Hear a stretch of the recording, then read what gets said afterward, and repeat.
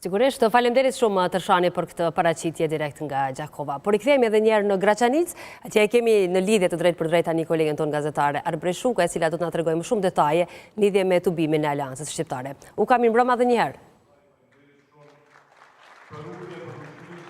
Atë shpati po besoj që tashmë jam në dalje, sepse ne kemi tubimi aktualisht po zhvillohet, është duke mbajtur fjalimin kreu i listës Aleancës Shqiptare për Graçanicën zotri Leo Tremajeti.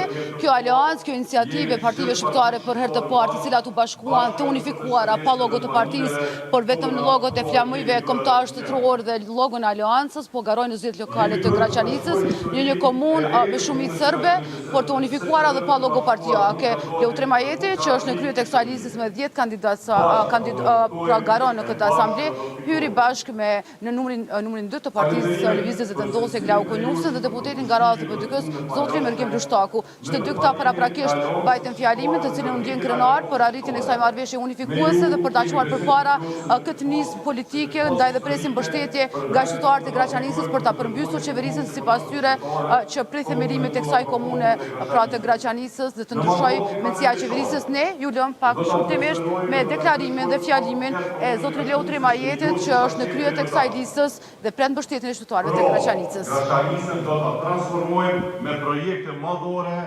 bashkë me donatorët. Falenderojmë shumë Ukën për këtë paraqitje të drejtë për drejtë nga Graçanica.